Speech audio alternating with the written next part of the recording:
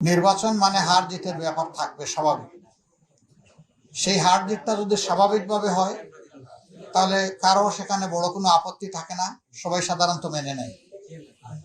কিন্তু যদি সেখানে বড় ধরনের কোনো বৈষম্য অথবা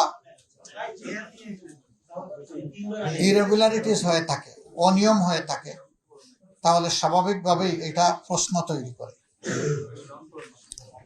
আমরা আমাদের পক্ষ থেকে গতকাল এই ইতিবাচক দৃষ্টিভঙ্গি জানানোর পরেও আপনারা লক্ষ্য করেছেন নিশ্চয়ই, আজকে বাংলাদেশের বিভিন্ন জায়গায় 11 দলীয় নির্বাচনী পক্ষের কর্মী, সমর্থক, এজেন্ট, ভোটার বিভিন্ন জায়গায় বাড়িতে বাড়িতে হামলা হচ্ছে, ব্যক্তির উপর হামলা হচ্ছে, আগুন ধরিয়ে দেওয়া হচ্ছে বাড়িতে। এটা তো ফেসিবাদী তৎপরতা। যে ফেসিবাদের ধ্বংসস্তূপের উপর 26-এর নির্বাচন হলো, সেই নির্বাচনের পরে যদি আবার একই ধরনের ফেসিবাদী তৎপরতা আমরা দেখি, এটা হবে এই জাতির জন্য খুবই দুর্ভাগ্যজনক। এবং এর সম্পূর্ণ দায় তাদেরকে নিতে হবে যারা এই ধরনের অপকর্মে লিপ্ত হবে। আমরা চাইলেও যদি তারা ইতিবাচক দ্বারা রাজনীতি না চান, তাহলে আমরা জোর করে ইতিবাচক রাজনীতি করতে পারবো না। নির্বাচনে যারা সংখ্যাগরিষ্ঠ আসন পেয়েছেন, যেভাবেই পেয়ে থাকুন, এ ব্যাপারে আমাদের যথেষ্ট অবজারভেশন, আপত্তি আছে। দায় মূলত তাদেরকেই নিতে হবে। দেশের শান্তি শৃঙ্খলা রক্ষা করা হবে যদি তারা সরকার গঠন করেন, এটা তাদের দায়িত্ব। কিন্তু এখন এগুলা কিসের আলামত? এখন এগুলা বন্ধ করতে হবে। এখনো যদি বন্ধ করা না হয়, আমরা বাধ্য হব যে কোনো সিদ্ধান্ত নিতে। এবং আমরা নিরীহ দেশবাসী যারা ভালোবেসে একটা পরিবর্তনের পক্ষে গণভোটে হা বলেছেন এবং আমাদেরকে ভোট দিয়েছেন, সহযোগিতা সমর্থন করেছেন, আমরা তাদেরকে বলতে চাই, আপনারা যেমন আমাদের সাথে ছিলেন, আগেও আমরা আপনাদের সাথে ছিলাম, আজকে থেকে আরো শক্তভাবে আমরা আপনাদের সাথে থাকব।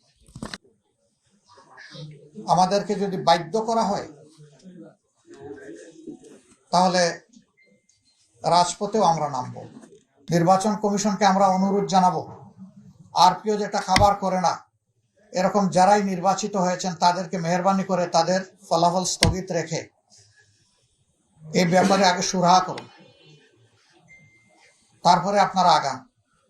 দ্রুত সুরাহা করলে দ্রুত গাইতে পারবেন, কোনো সমস্যা নেই, আমরা সহযোগিতা করব। কিন্তু এর সুরাহা হওয়া উচিত। যারা এই ঋণ খেলাপি হয়েছেন, এটা এক ধরনের অপরাধ। তাদেরকে আরপিওর আন্ডারে সুযোগ দেওয়া হয়েছে, সেইটা তারা গ্রহণ করেন নাই। তারা গ্রহণ করলে আমাদের আজকে এই কথাগুলো বলার দরকার হতো না। অনেকে ঋণ খেলাপির তথ্য গোপন করেছেন, সেইটাকে অবলীলায় এড়িয়ে যাওয়া হয়েছে। দৃষ্টি আকর্ষণ করা সত্ত্বেও ক্ষেত্র বিশেষে সেইগুলো আমলে নেওয়া হয়নি। স্পষ্টভাবে এটা আরপিওর ভায়োলেশন। আমরা সেই ভায়োলেশন দেখতে চাই না। সাংবাদিকরা আমরা মনে করি সত্যের পক্ষে অবস্থান নেবেন, সংবাদ জগৎ ন্যায়ের পক্ষে নেবেন। আপনাদের অবস্থান হবে ফেসিবাদ বিরোধী, আপনাদের অবস্থান হবে জনগণের স্বার্থ এবং কল্যাণের পক্ষে।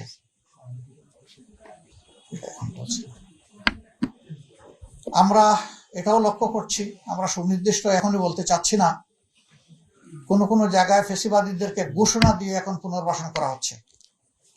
নির্বাচনী প্রচারণার সময় তা লক্ষ্য করেছি। এটা মনে রাখবেন, কিছু মানুষ জীবন বাজি রেখে লড়াই করে জীবন দিয়ে এই 26 আমাদেরকে এনে দিয়েছে। 24-এর আকাঙ্ক্ষার সাথে যে কেউ অপমানজনক আচরণ করবেন, জাতি তাদেরকে ক্ষমা করবে না, বিশেষ করে যুব সমাজ তাদেরকে ক্ষমা করবে না। আমরা অনুরোধ করব 24-এর আকাঙ্ক্ষাকে যেন ধারণ করা হয়। এরপরে গণভোটের ব্যাপারে আমাদের স্পষ্ট বক্তব্য। সংখ্যাগরিষ্ঠ ভোটার রায় দিয়েছে গণভোটের পক্ষে, অবশ্যই তা বাস্তবায়ন করতে হবে। এর কোনো ব্যতিক্রম আমরা দেখতে চাই না। পচা রাজনীতির পরিবর্তনের জন্যই ছিল এই গণভোট। নতুন ধারা সুস্থ রাজনীতির পক্ষেই গণভোট। গণভোটে হা বিজয়ী হয়েছে, এখন বাস্তবায়ন করা যারাই সরকার গঠন করবেন তাদের দায়িত্ব। তারা যদি বাস্তবায়নের উদ্যোগ নেন, আমরা সর্বাত্মক সহযোগিতা করব। কেউ যদি এড়িয়ে চলতে চান, আমরা এ বিষয়ে অবশ্যই আমাদের কণ্ঠ থেমে থাকবে না, আমরা আমাদের দায়িত্ব পালন করব।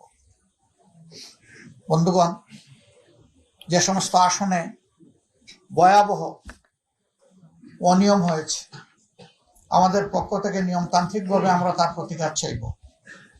কিন্তু হাস্যস্কর, এত কিছু করার পরেও একটা পক্ষ তারা সন্তুষ্ট হতে পারছেন না। ভোট কেড়ে নেওয়া, তারপরে রেজাল্টে বিভিন্ন ধরনের মেকানিজম প্রয়োগ করা, এখন আবার সেই সিটগুলার বিরুদ্ধে অনেকে নতুন কসরত শুরু করেছেন। কি চাচ্ছেন আপনারা? জাতির সামনে পরিষ্কার করে বলে দেন। এই প্রক্রিয়া যদি বন্ধ না হয়, তাহলে আমাদের কি করার থাকবে? যারা এই ধরনের কাজ করবেন, দায় তাদেরকে নিতে হবে। আমরা আবারও বলবো, দেশকে ভালোবাসি, আমরা ইতিবাচক ধারার রাজনীতি চাই। আমাদেরকে ইতিবাচক ধারার রাজনীতি থেকে কেউ যেন বঞ্চিত